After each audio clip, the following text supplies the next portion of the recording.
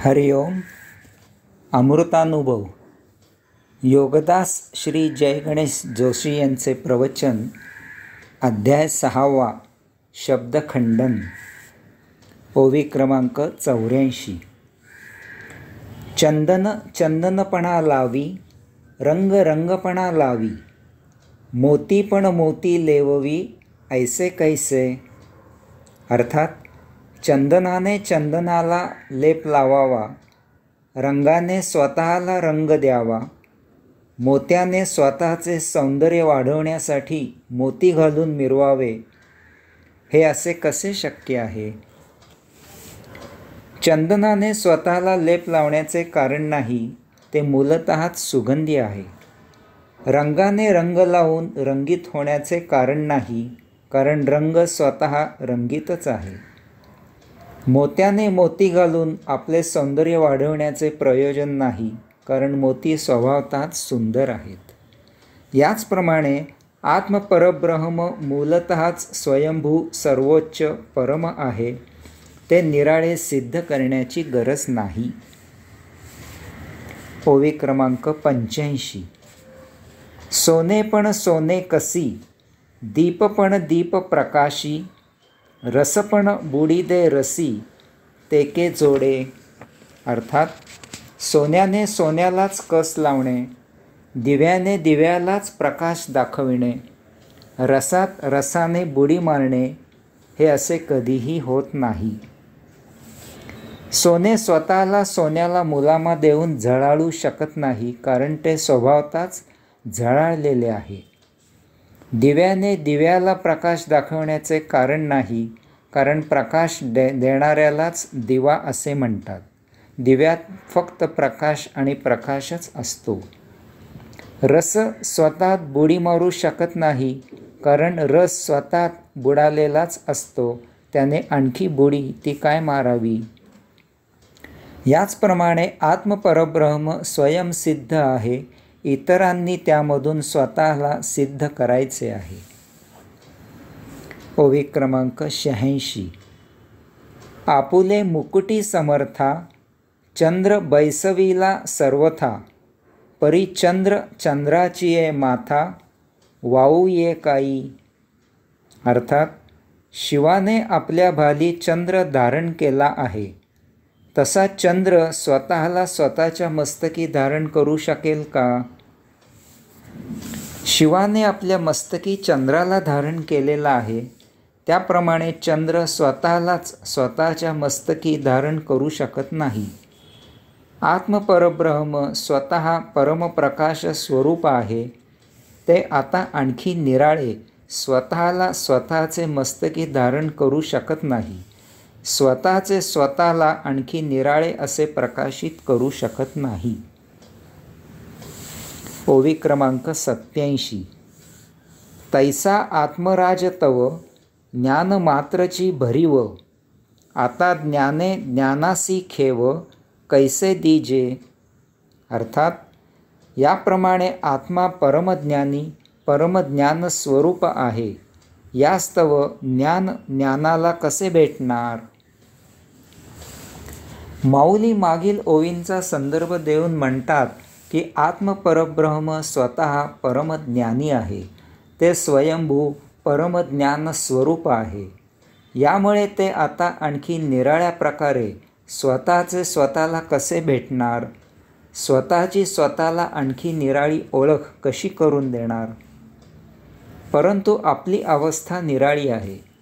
आपली आपल्याला स्वभावतःच ओळख असते, परंतु ती ओळख आपण या भौतिकाच्या नादी लागून विसरून गेलेलो आहोत.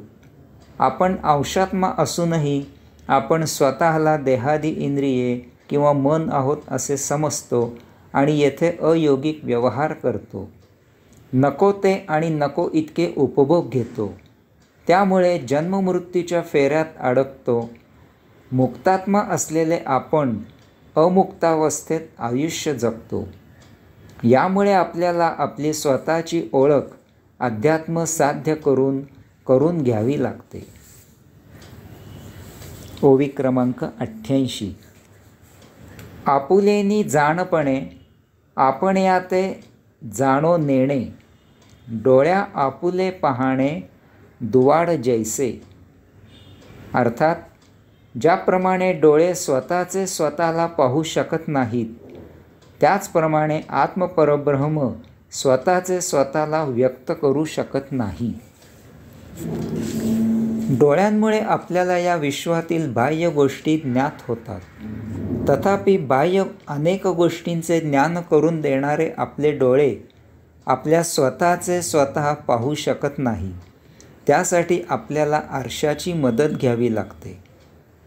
आत्मपरब्रह्मामुळे हे विश्व आणि त्यातील तमाम वस्तुजगत निर्माण झालेले आहे.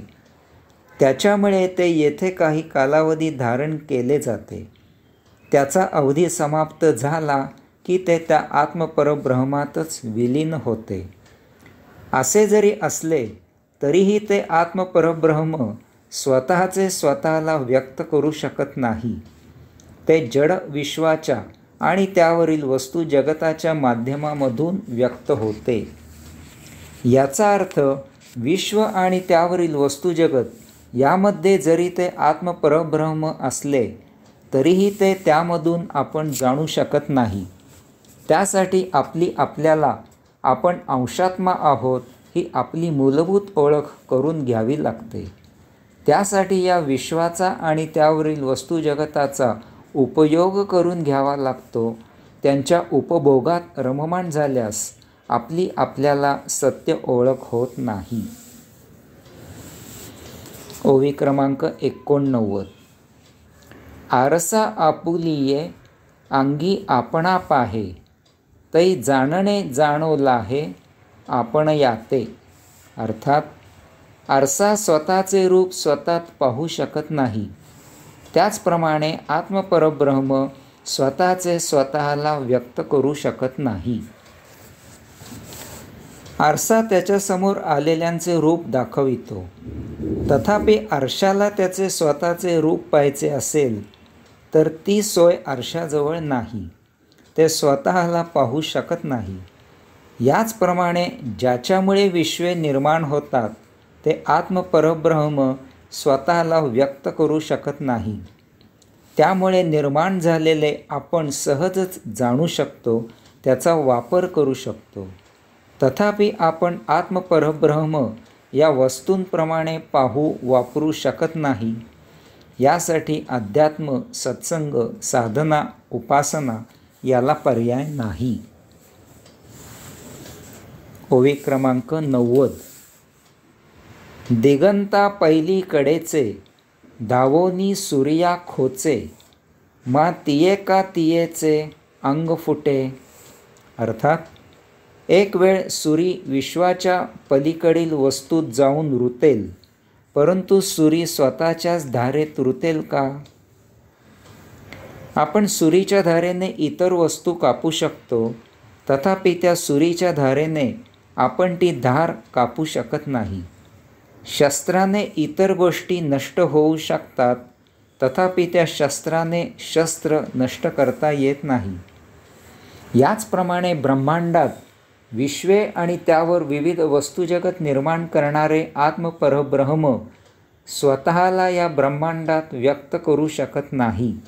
ते स्वतः सर्वापासून अबाधित राहते. त्याला जाणायला आपल्याला तेच व्हावे लागते. हरिओम.